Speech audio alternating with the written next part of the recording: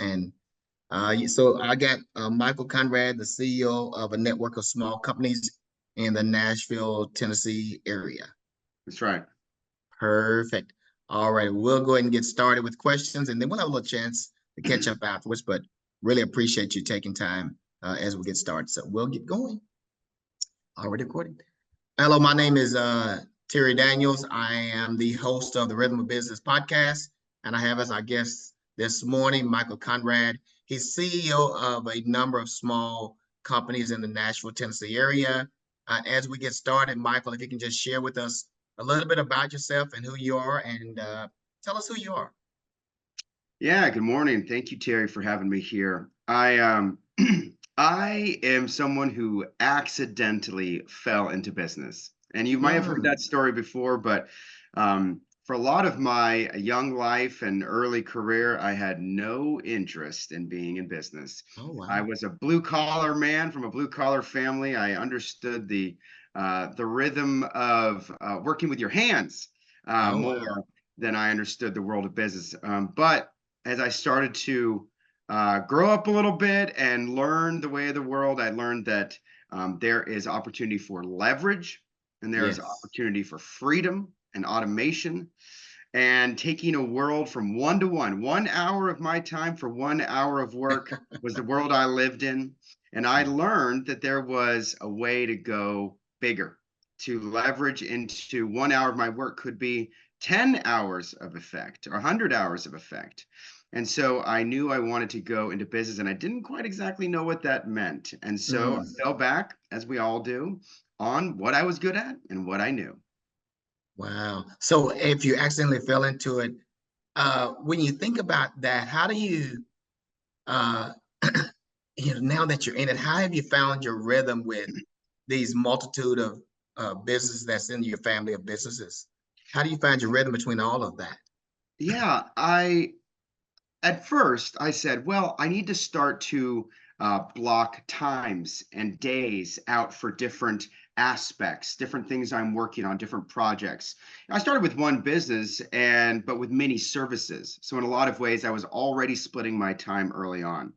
And I quickly learned that it's very difficult to truly run at 5 different goals at the same time. Yeah. And so I kind of took an early idea of let's do everything, and I peeled it back to the simplicity of let's do one thing. And so as far as the rhythm, it became a flip and a flop back and forth between new business development and going and doing the work in the business itself. And I learned that that's maybe less rhythm and more roller coaster a lot of the times.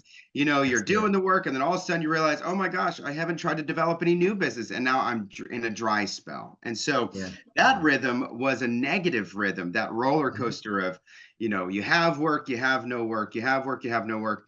And particularly in the trades and the home services space and the construction and the real estate space that I'm in, that feast or famine was a little too familiar. And so I started to learn that it became about available time. And then when there was no available time, it became about setting aside time. And that was the rhythm that was needed to make sure that if I was working 5 days a week, and 0 days a week on developing the business, well, I need to start to peel a day here and a day there, and then eventually a day per week to dedicate to growth. And then also take that day that I was doing the work in the field and then delegate that out to a new employee. And so that rhythm that started to form of bring someone on, empty my plate, go develop new business, keep myself out of the field more and more, that was the important thing I had to do. Yeah. Wow. Terry, I gotta plug in. Sorry about that. Oh, no big deal. I mean, that was a great answer. I'm just telling you, man. I was just chewing on that. I love the roller coaster up and down, and I mean, I think that's what I hear from a lot of business owners, that they work in the business, but they don't work on the business, right? And so that's a common journey. So what are some of the misconceptions that an entrepreneur or future entrepreneur has regarding being a business owner and launching out into something unique? I know you said you accidentally fell into it. What's some of the misconceptions that someone may have with respect to owning a business? I think that the American ideal has certainly begun to incorporate this sense of like owning my own business. I think it borrows from the older, long time ago American ideal of like owning land. It represented freedom. It represented this idea that you're not as beholden to someone else and that you write your own destiny. And so while land used to kind of be that back in maybe the 1800s, Mhm. now owning your own business is kind of that version of it. It's, do I own my time? Do I own my destiny? And so I think the biggest misconception is that my business equals freedom. And that Mm. is the ideal, that is the goal, that is what draws a lot of people in. But I'm not going to say it's a fallacy, but it's certainly not 100% true 100% of the time. Mm. And so I think that one of the biggest misconceptions is if I work for myself, then I will make money and I will have freedom and I can write my own destiny or my own path. And I found that depending on what you're going into, you are still beholden to someone. If you are in the tech Mm. space, you may very well be beholden to a board or to shareholders or an angel investor, if you are in the service space, you may be beholden to customer needs at inconvenient times or to, a referral partner that you can't say no to, or they're going to stop sending you business. If you are in a really technical space, that could be anything from like lawyer to Mhm. doctor, anything of that high end stuff. You have to operate at such a high level that there is Yeah. no margin for error. And if there's error, there is serious implications of liability financially and legally. And so, yeah, you're beholden to somebody along the Yeah. way. And so, surprise, you get into business because you think you're going to be free, and then you realize, well, I'm not quite as free as I was hoping I was going to be. Yeah. And that doesn't mean that you can't achieve it. There is a path, but it's not the immediate destination. Yeah, yeah. I really love. I mean, yeah, that was very wise, Michael. In that again, like land owning, and that picture was a big. I mean, that first time I've ever heard it. So, man, that was a great picture there. And I think you're right. That misconception really exists that you are free and you got land now. You're doing what you want to do, but we all beholden to someone. And as we think about that being beholden to someone else, how does Michael find that balance between all that he's responsible for, family, and then you got these multitude of businesses that you're responsible for? Where do you find your work life? Maybe it's life balance, not work life balance. Where do you find that balance? How do you find that? It is hard, and you have to give yourself a lot of forgiveness because it's going to be a fail forward situation. Mm. I heard recently that baseball was a game of failures, meaning that at every turn, something good that someone else did means that there was a failure on someone else's part, or that every Mm. aspect of that game has an element of you didn't do what you were supposed to do quite perfectly. And I started to think over the last couple of weeks since I heard that business is a game of failures. Yes. And if you're not ready to make little failures and learn from them and sort of like in the ditch, oops, in the ditch, Yeah. Yeah. oops, Yeah. in the ditch, oops, and then you're kind of like going down the road, you can make forward progress, but you cannot Yeah. lose it, because you have made a failure. And so when you talk about life balance or work life balance or whatever, you have to give yourself forgiveness to start because you're going to not have enough patience with your wife and kids and family. And then you're going to have to reset and say, you know what, I need to have more of that. And then you're going to be too focused on that and you're not going to have your eyes on the prize for work. Maybe you're not as aggressive or maybe you're not as goal Mm. oriented. And then that's a little micro failure that you got to kind of reel it in. And then you're going to say, well, I'm not going to let other people tell me who I am in business. I'm going to establish who I am. And then maybe the market says, no, that's not who Yeah. we want. We Yeah. want something different. And so you're like, okay, that's a little failure. I got to move forward. And then you're like, well, I've got to just figure out what everybody else wants. Yeah. And then you realize, well, you're just flapping in the wind and no one knows who you are, what your brand is. And so you got to kind of find this balance. And so for me, it's about just really just sucking the marrow out of life and playing hard and working hard. So I want to give it my all in every aspect. Mm. and know that when I'm in that moment, I'm super focused on that moment. That those elements of being torn between things at different times of the day, that just takes your focus away. And so really remaining focused in the moment is a part of the balance. Living life to the fullest in all Yeah. aspects is part of the balance, and knowing where you're going. This is something I've not been very good at. You Hmm. can't be balanced if you're not where you're going. It's like the bike analogy. Yeah. If Yeah. you're not going somewhere, you can't get balance on the bike. You just fall Yeah. right over.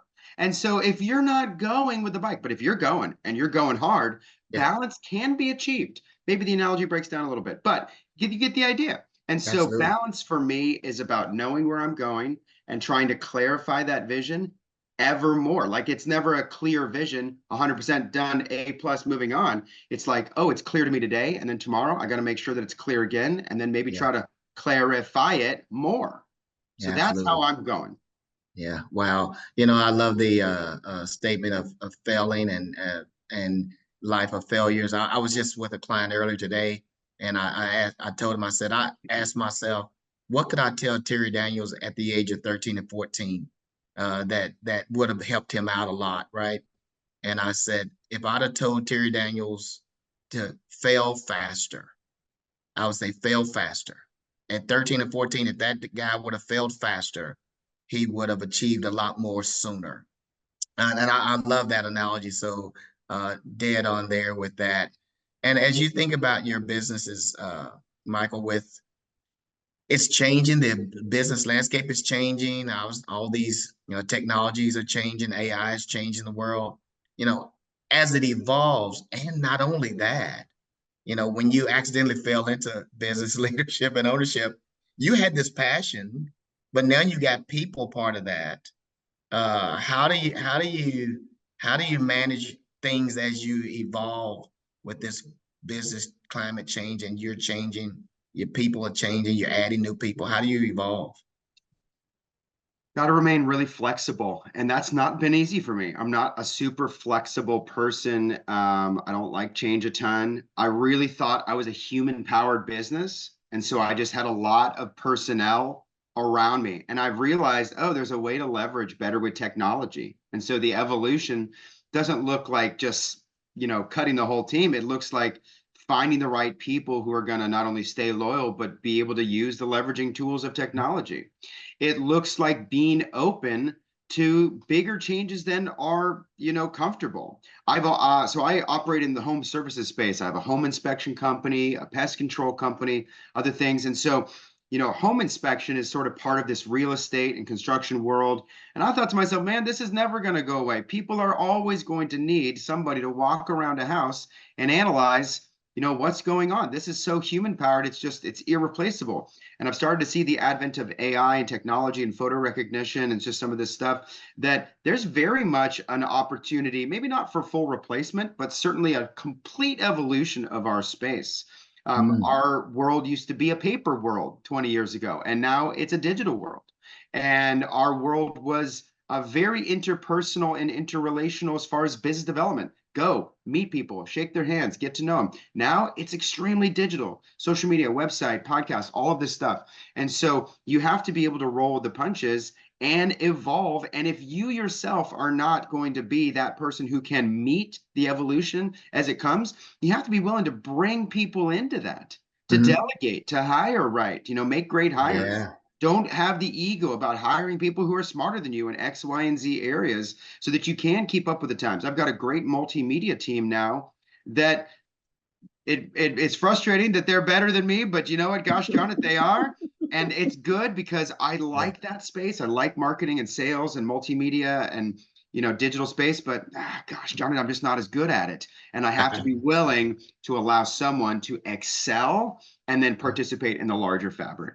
That's awesome. So where do you see your business going in terms of having multiple businesses, and what's the next growth phase for you? Where do you take this thing?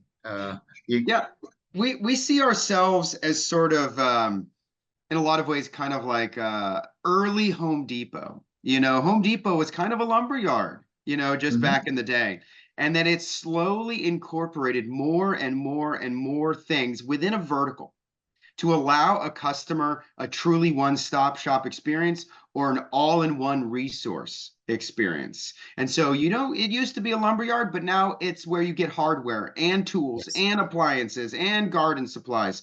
And so we want to be for home services and really anything in that in-between world of real estate and construction, that sort of space in between those.